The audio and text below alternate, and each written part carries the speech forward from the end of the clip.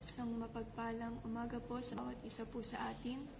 Tayo po ay mag-umpisa na sa ating morning devotion dito po sa Door of Faith Church, Baluarte, sa pangunguna po ni Pastora Marilu Maniego.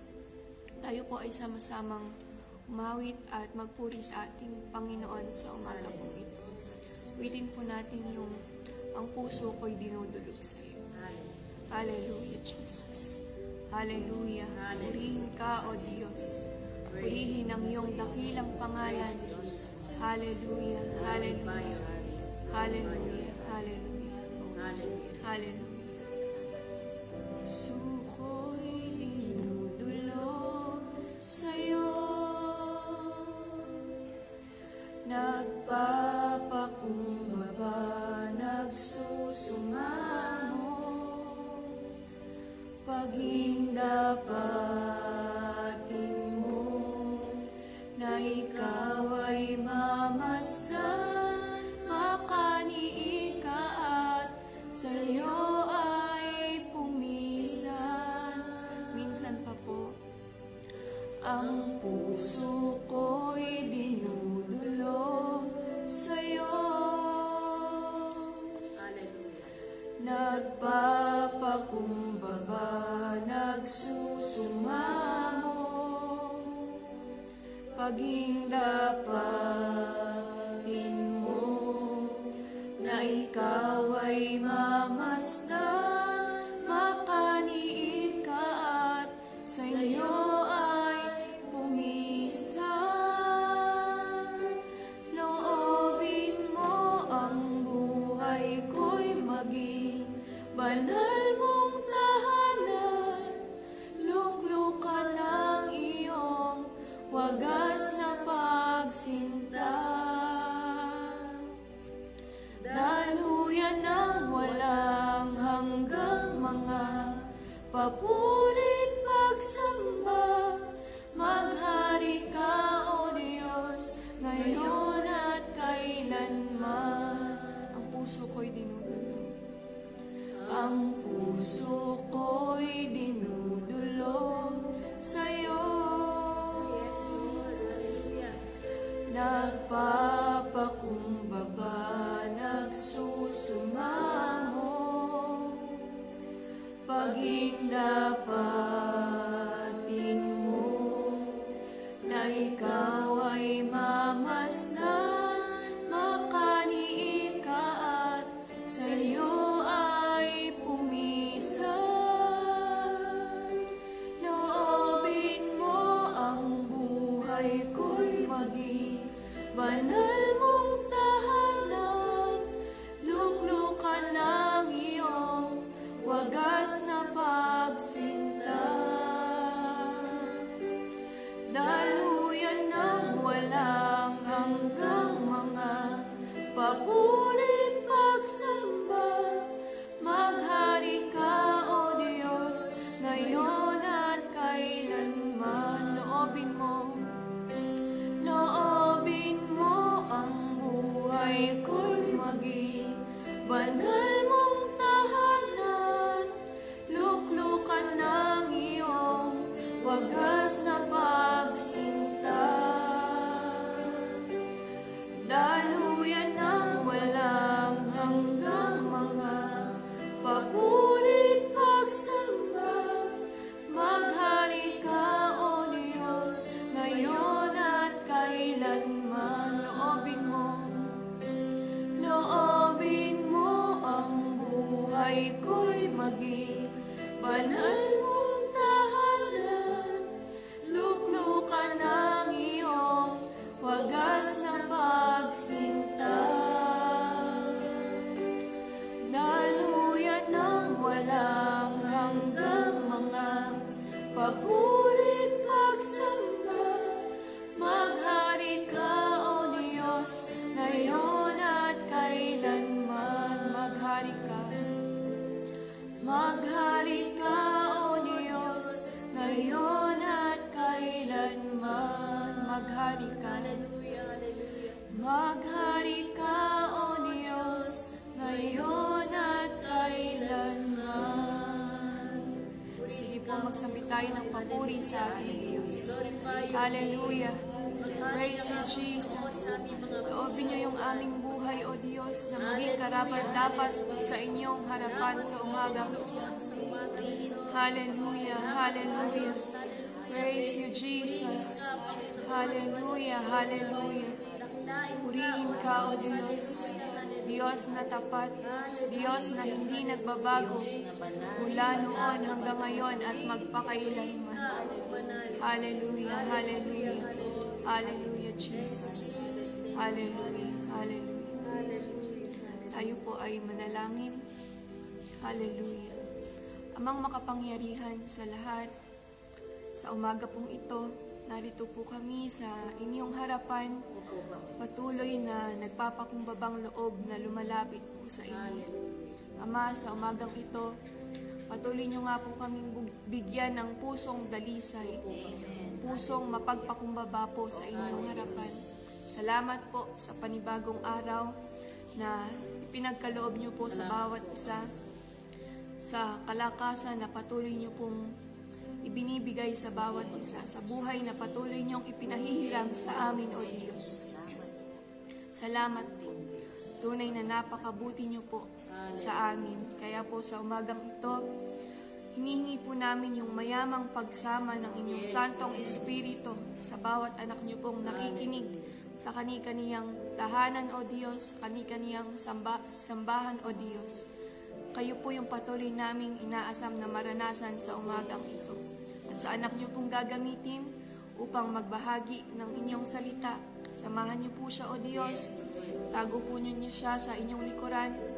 Hayaan niyo po, Panginoon, na patuloy na maranasan namin, Panginoon, yung pagpapalang nagmumula sa inyong mga salita, O Diyos. Hayaan niyo po na kalooban niyo po yung patuloy na masunod sa buhay ng bawat isa. At sa umaga pong ito, lukuban niyo po kami ng inyong banal na dugo. At anuman yung gawa ng kaaway sa umagang ito, ngayon pa lang ay sinasaway na namin. In the name of Jesus, in the name of Jesus. Satanas, matagal ka ng talunan. Inaangkin na po namin yung katagumpayan ng gawain ito sa umagang ito, O Diyos. Salamat po, Ama. Salamat po, O Diyos. Sa inyo po namin ibinibigay yung pinakamataas na papuri, pasasalamat at pagdakila sa tanging pangalan ni Jesus. Amen. Muli po, isang mapagpalang umaga po sa bawat isa po sa atin at ang anak pong gagamitin ng ating Panginoon sa umagang ito upang magbahagi ng salita. Isang worker po dito po sa Door of Faith, Baluarte. Tinatawagan ko na po, Sister Maricel Delara. Amen.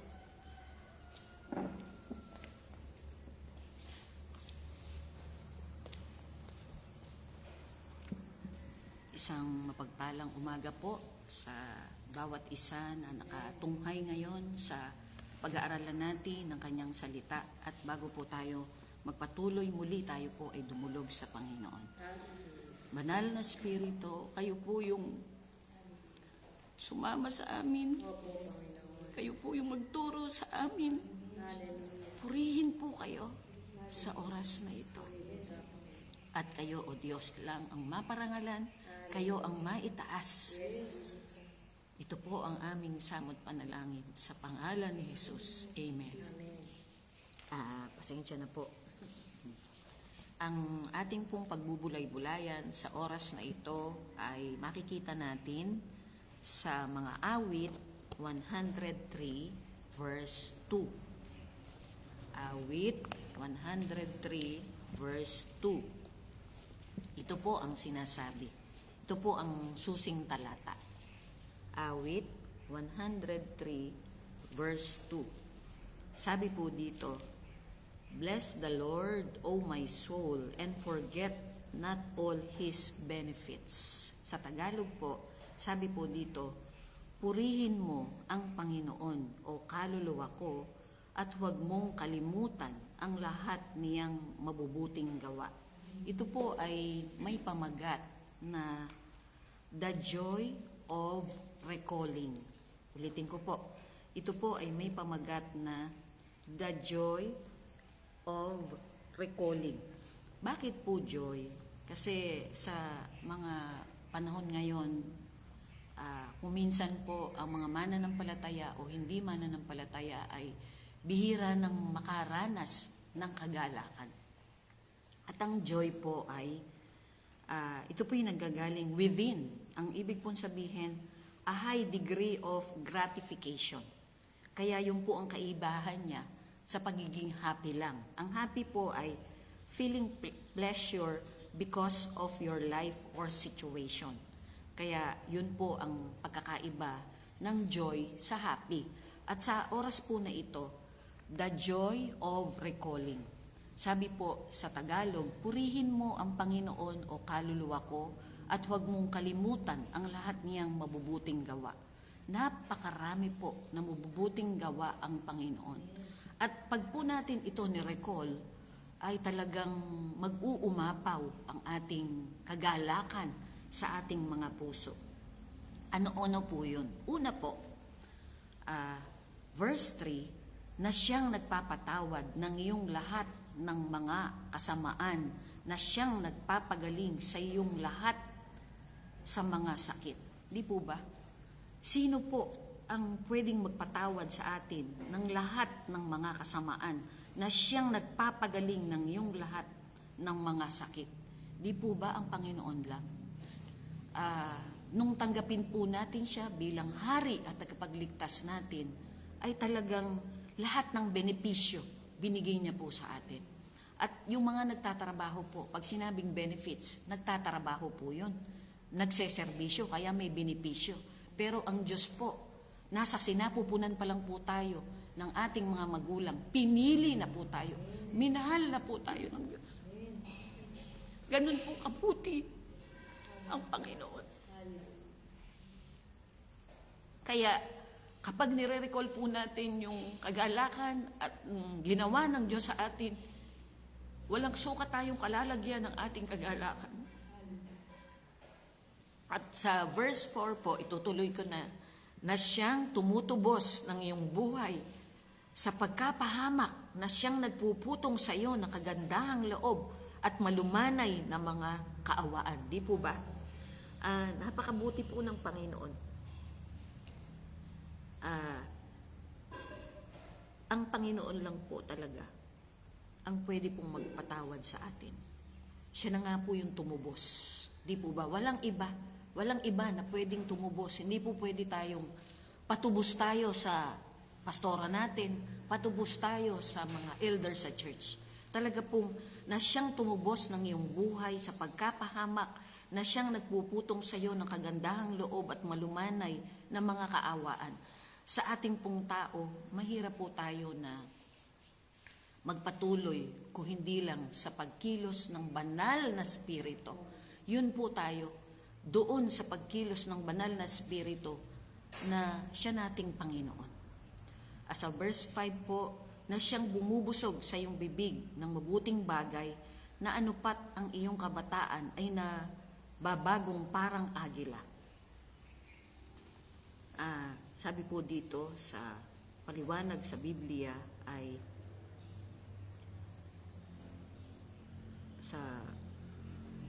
the eagle was used by the Holy Spirit as an example. Once a year, eagles cast off their old feathers and receive new one.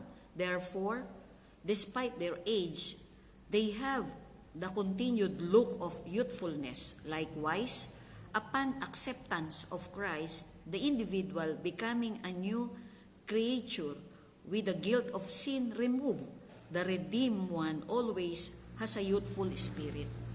Kaya tayo pong lahat, pansinin po natin, meron po tayong youthful spirit. Kasi bagong nilalang na po tayo.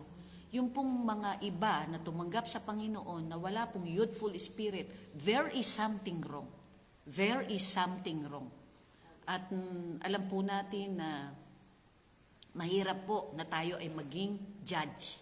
Hindi po tayo pwedeng maging judge. Kaya as we go along sa ating buhay, as we go on, kailangan po maranasan natin talaga yung youthful spirit. At mabuti po ang Panginoon at parating ipararanas yan doon sa mga anak niya na nagpapakumbaba parati, sa mga anak niya na handang magbalik loob parati. Yun po ang napakabuti at yun po ang yung kagalakan na parati nating ire-recall. The joy of recalling. At sa verse 7 po, sabi po, verse 6, ang Panginoon ay nagsasagawa ng mga matuwid na gawa at ng mga kahatulan na ukol sa lahat na naaapi. The Lord executes righteousness and judgment for all who are oppressed. The word oppress has to do with Satan's heavy hand upon the human race. Alam po natin ang kaaway. Talagang wala pong, ang ginagawa po niyan, to kill, to steal, to destroy. Yan po ang ginagawa ng kaaway. Pero talunan na po siya. Kaya tayo pong mga anak ng Diyos ay mananagumpay na. Amen. The Lord alone can deliver those who are oppressed by the devil. He does so through our faith in Him. Hindi po ba?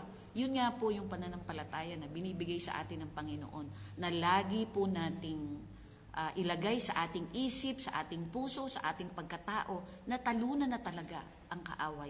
Na lalo na ngayon, ang ini-inject po ng kaaway sa mga, kasi last days na nga po ito, ini-inject ng kaaway sa atin ay matakot, malungkot, pero hindi po. Joy ang binibigay ng Diyos sa atin, ng banal na espiritu. The joy of recalling. Kasi marami po ngayon na mga nade-depress, pero alam po natin na pinagtagumpay na tayo ng ating Diyos. Hallelujah, hallelujah. At sa verse 7 po, He made known His ways unto Moses, His acts unto the children of Israel. Kaniyang ipinabatid ang kanyang mga daan kay Moises, ang kanyang mga gawa sa mga anak ni Israel. Ito po yung paliwanag. Natural intelligence can recognize divine acts, but only to the spiritual mind does God make known His ways. So, ibig pong sabihin, tayo na dapat spiritually minded na po tayo, mga magulang at kapatid, bilang tayo umaangkin ng mga anak ng Diyos.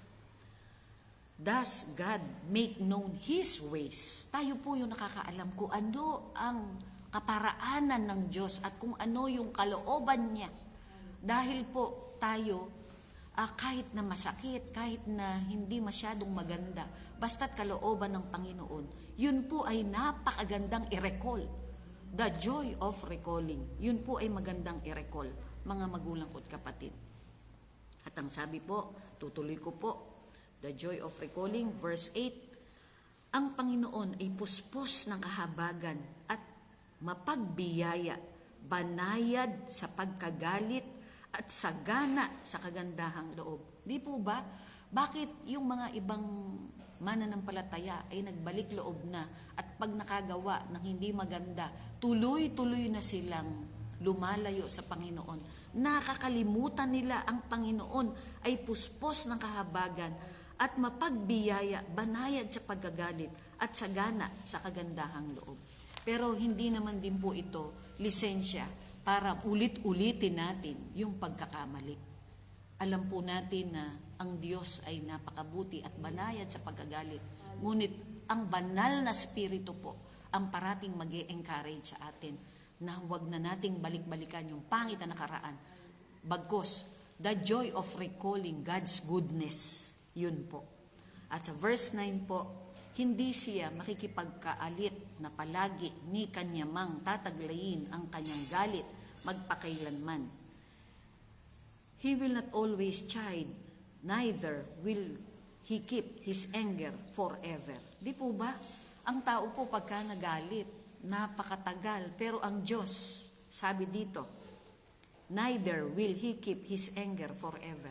Kapag tayo po, sabi nga, He is faithful and just to forgive our sins, mga magulang ko't kapatid. The joy of recalling, napakabuti po ng Panginoon. Napakabuti.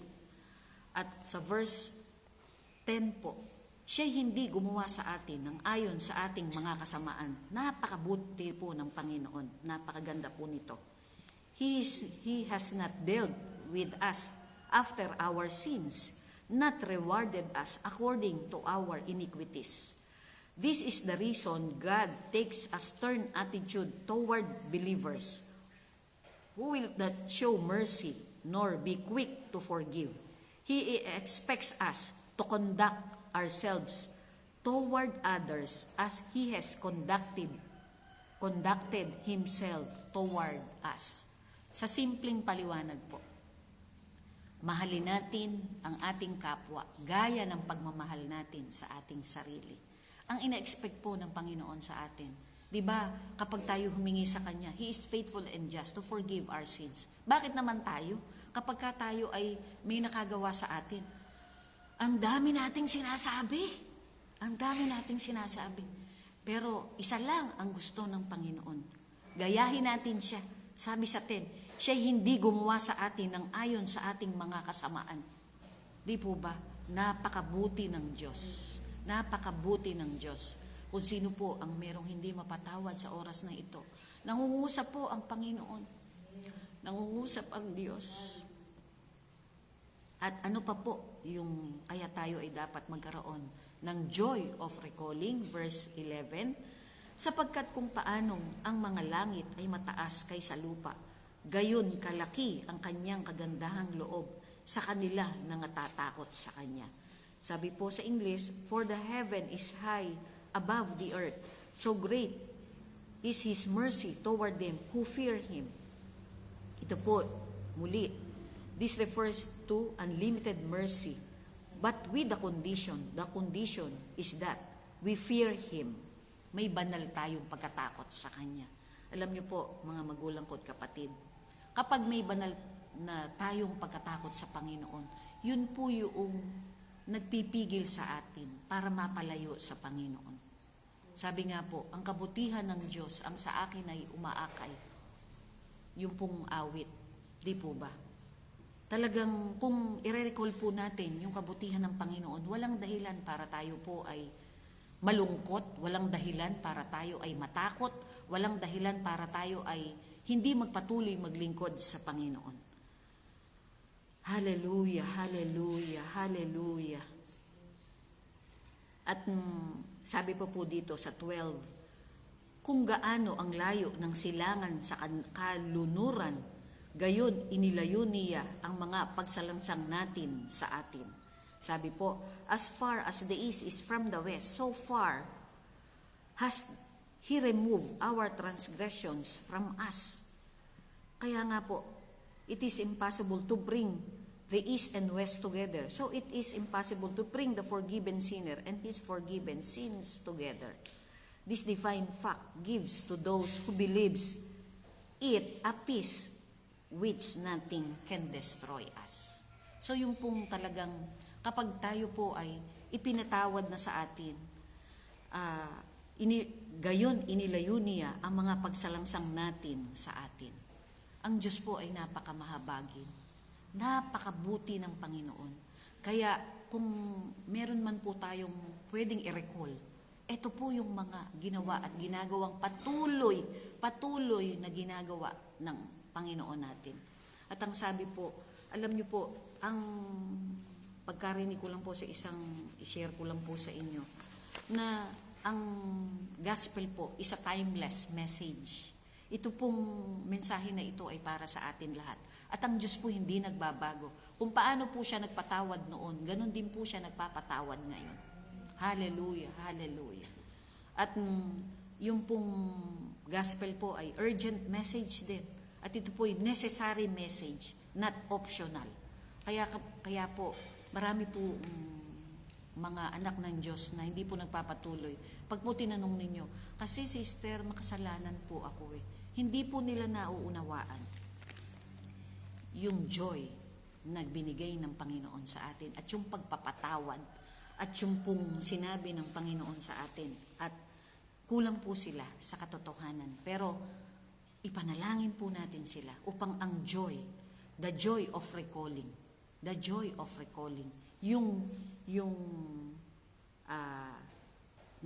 and forget not all His benefits. Yun po yung ating i-recall sa ating mga buhay. Kung tayo po ay nakakaramdam ng takot, ng lungkot sa ating mga buhay. Mga magulang ko't kapatid, sa huling-huli po, kung paanong ang Ama ay naawa sa kanyang mga anak, gayon naawa ang Panginoon sa kanilang nangatatakot sa Kanya. At dahil nga po may banal tayong pagkatakot sa Panginoon, God knows our situation now, mga magulang ko't kapatid. Kung meron po tayong pangit na pakiramdam, magandang pakiramdam, anuman ang pakiramdam natin, alam ng Panginoon kung ano po ang meron sitwasyon tayo ngayon. At sa panahon po ngayon, upang malubos po ang ating kagalakan, J-O-Y, joy, Jesus first, others next, yourself last. Amen po. At alam nyo, ang Panginoon man po na lulungkot siya kung tayo po'y nalulungkot. Hindi po gusto ng Panginoon na tayo'y malungkot. Ang gusto po ng Panginoon, tayo'y parating nagagalak sa Kanyang presensya, nagagalak sa Kanyang pagsama sa atin, nagagalak tayong magpatuloy na maglingkod in spite of. Kasi hindi naman po talaga ang buhay natin ay always bed of roses. At dito po tayo sa awit 51. Magtatapos po tayo bilang konklusyon. Awit 51, 10, 11, and 12. Dahan-dahan ko po itong babasahin. Awit 51, 10. Create in me a clean heart, O God, and renew a right spirit within me. 11. Cast me not away from your presence, and take not your Holy Spirit from me. Hallelujah. Hallelujah. 12. Restore unto me the joy of your salvation, and uphold me with your free spirit. Ito po yung business po ng Holy Spirit sa atin, is restoration. But only if the believer meets God's condition, as David did, as we must do. With unconfessed sin, all joy is lost. With confessed sin, we are cleansed. And the joy of salvation returns. Yun po ang sikreto, mga magulang ko't kapatid. Restore unto me the joy of your salvation, and uphold me with your free spirit. A clean heart, a willing spirit, a steadfast will are then given by the Holy Spirit. Hallelujah, hallelujah, hallelujah, hallelujah, hallelujah, hallelujah, hallelujah. We glorify your holy name, the joy of recalling your goodness. Hallelujah, hallelujah. Sa oras na ito, Panginoon, napakasarap alalahanin ng iyong kabutihan sa aming mga buhay. Tunay, O Diyos, na kayo'y napakabuti, napakabuti. Diyos na banal, banal, banal ang aming Diyos. Banal, banal ang aming Diyos. Hallelujah. Salamat, O Diyos. Salamat, banal na Espiritu. Kayo po'y tumutupad at tumutugon sa panalangin ng iyong mga anak. Purihin po kayo. Purihin po kayo. Purihin po kayo. Purihin kayo. Hallelujah, hallelujah, hallelujah. Salamat, Panginoon, sa umagang ito. Muli, O Diyos, kami po'y inyong tinuruan. Muli, O Diyos, kayo po yung nagpahingalay sa amin. Sinamahan niyo po kami. Totoo, Panginoon, ang iyong mga salita. At ito ang kalasag namin. Ito po yung inilalagay niyo parati sa aming mga isipan, sa aming mga puso, sa aming pagkatao, upang kami ay lalong magtagumpay. Hallelujah, hallelujah. Holy Spirit, salamat po, O Diyos. At kayo po'y nagagalak sa inyong mga anak na parating lumalapit sa inyo ng may kababaang loob. At kayo po'y nagagalak dahil isang pribilehyo na kami po ay magamit ninyo, O Diyos, at maglingkod, Panginoon. Sa inyo po ang lahat ng papuri, Panginoon. Sa inyo ang lahat ng papuri, Panginoon. At salamat po sa mga nakiisa at dinideklara po namin na sa maghapong ito, sila po'y magagalak. Amen. At sa lahat ng oras, sa kanilang buhay na hiram, Panginoon, yung kagalakan ay huwag niyo pong aalisin sa amin. The joy of your salvation, Panginoon. The joy of your salvation, Panginoon. Hallelujah, hallelujah, hallelujah. Lord, sa mga panahon na kami po ay nalulungkot, hindi po namin ito ine-entertain. Yes. Lord, bagkos, lagi po namin binabalikan ang joy, Panginoon, ang kagalakan, ang iyong mabubuting gawa sa aming mga buhay. Salamat po. Tao sa puso ang aming pasasalamat. Purihin po kayo, Panginoon. Salamat po sa mga nakinig at salamat po sa District 1 hanggang District 9, Panginoon, sa mga namiminuno sa amin. Kayo ang sumama, O Diyos, at ang joy ng salvation parati naming maranasan. Purihin po kayo. Sa inyo ang lahat ng papuri, pagsamba at pagdakila.